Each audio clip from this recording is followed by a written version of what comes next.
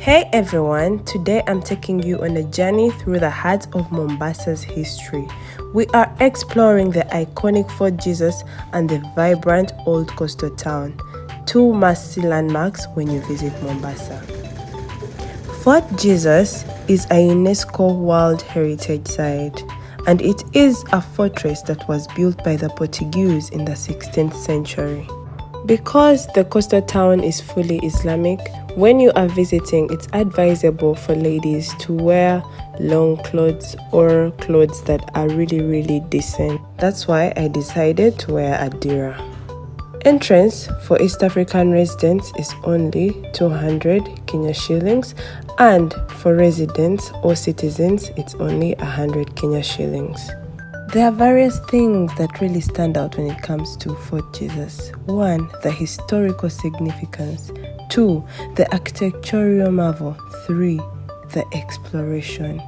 When it comes to the architectural marvel, its imposing walls and its intricate architecture offer a glimpse into the past, because when you are here, you feel and experience the past and how it all happened, how the Portuguese were safeguarding the coast and how they were running their business with the heavy canisters and everything. And let's explore the fort's chambers, courtyards, and the breathtaking views from the ramparts that remained. In 1593, the Portuguese began constructing Fort Jesus, and this was a way of controlling the Indian Ocean trade routes and also protect their interest in the region of Mombasa and the coastal towns. And then, in 1596, the construction was completed, creating a formidable fortress designed to withstand any attacks. If you are a historian, I'm so sure you had or learned about Ottoman Empire.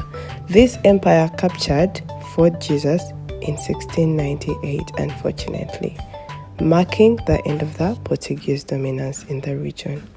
In the 18th century, the fort changed hands several times between the Omanis and the Portuguese.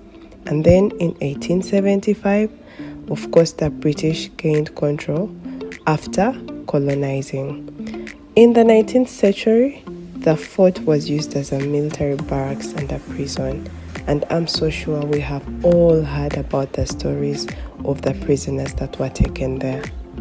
In 1963, when Kenya gained its independence, the Fort Jesus then became a symbol of the country's history and heritage.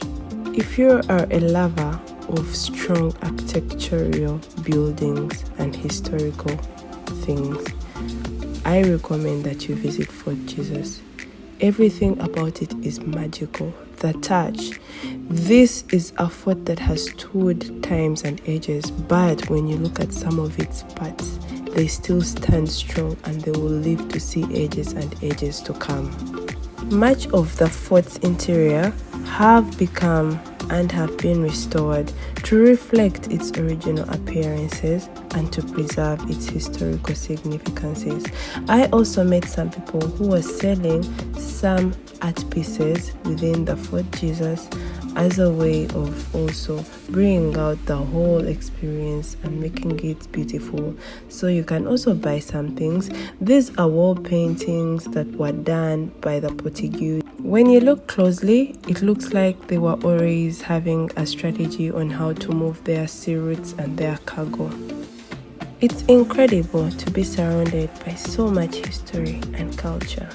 And if you're ever in Mombasa, I highly recommend visiting Fort Jesus and the old town as a must. Usually, they always have light concerts happening in the night from Thursday to Sunday, and as I was visiting, I found them setting up the location for the light show that happens on Thursday to Friday, and probably I'll be coming back to also have a taste and experience that light show. The whole tour around the fort took me around 1 hour and a half because I took time to explore and see everything. This was one of the weapons they used, and it is fully made out of metal or iron. And this piece was so heavy that I couldn't even shift it an inch when I touched it. I loved the way they've preserved the whole heritage and everything. They've preserved everything in such a beautiful way.